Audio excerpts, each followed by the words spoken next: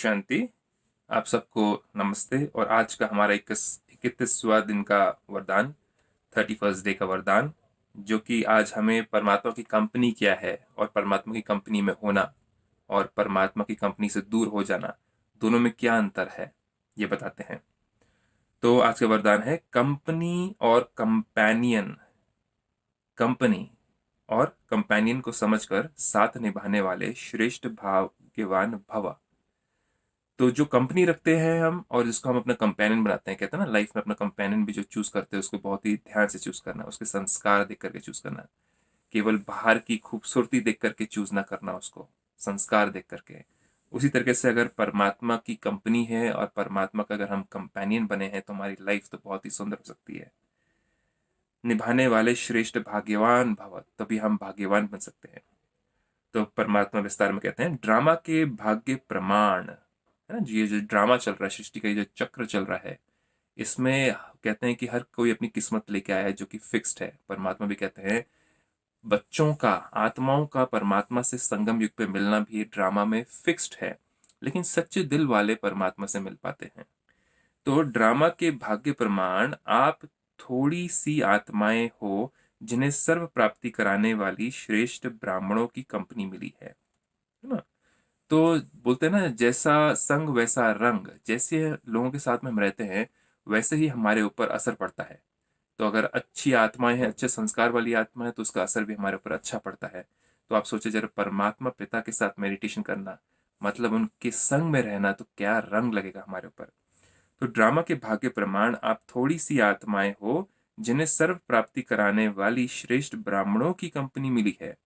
ब्राह्मण आत्मा तो आप समझ चुके हैं, ऐसी आत्माएं जो कि एडम या प्रजापिता ब्रह्मा या शिव परमात्मा के या बाबा के फर्स्ट बच्चे की जो धारणाएं थीं, जो उनके संस्कार थे, उनके अनुसार चलना।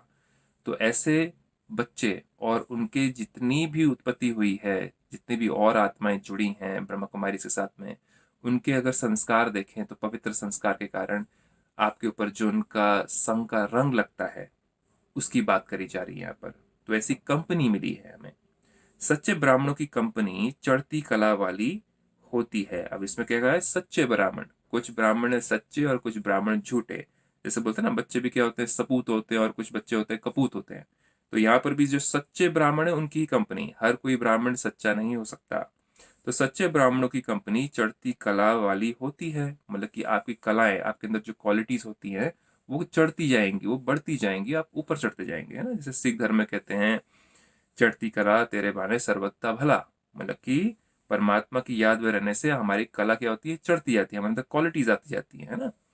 सच्चे ब्राह्मणों की कंपनी चढ़ती कला वाली होती है। वे कभी ऐसी कंपनी, मतलब संग, नहीं करेंगे जो हरती कला में ले जाए, जिसमें कि आप अटक जाओ, जिसमें आपको ऐसे महसूस हो कि आप आगे बढ़ ही नहीं रहे हो, ऐसी हरती कला या हारने वाली कला। तो ऐसी कभी भी ब्राह्मणों के बीच में भी, जैसे ब्रह्म कुमारी ईश्वरीय विश्वविद्यालय है, वहाँ पे हम सब स्टूडेंट्स हैं। तो कोई अच्छे स्टूडेंट्स हैं, कोई अच्छे स्टूडेंट्स नहीं हैं। तो हमें भी किसकी कंपनी में रहना है, बाबा कहते हैं कि हमें अच्छे स्टूडेंट्स की कंपनी में रहना है। नहीं तो क्या होगा, हमारी हरती कला मतलब हारने वाली कला हो जाएगी, स्टैग्नेट हो जाएंगे, हम आगे बढ़ेंगे नहीं। जो सदा श्रेष्ठ कंपनी में रहते हैं और एक बाप को अपना कंपेनियन बनाकर उनसे ही प्रीति की रीति निभाते हैं, है ना, जो जैसा सदा कैसे रहते हैं, श्रेष्ठ कंपनी में अच्छे स्टूडेंट्स के साथ में रहते हैं, और केवल बाबा से ही सारा प्यार, सारी प्रीति की रीति, है ना, उनके साथ में जो भी रीति है, परमात्मा ने जो भी हमें कहा है कि ऐसे नहीं चलना, ऐसे करना, ऐसे नहीं सोचना, ऐसे सोचना है, जो हमें पवित्रता के बारे में बताया है, सुख शांति के बारे में बताया है, और उसकी सेवा करने के बारे में बताया है, तो उसकी याद में रहते हुए, तो उसी प्रीति की रीति को निभाते हैं, वही श्रेष्ठ भाग्यवान हैं। तो वैसी आत्माएं ही श्रेष्ठ और भाग्यवान आत्माएं हैं।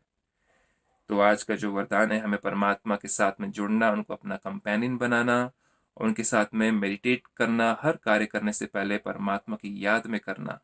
वैसे तो दुनिया में करते हैं, भक्त लोग भी करते हैं याद में, लेकिन सत्य परमात्मा कौन है, मूर्तियों की पूजा नहीं।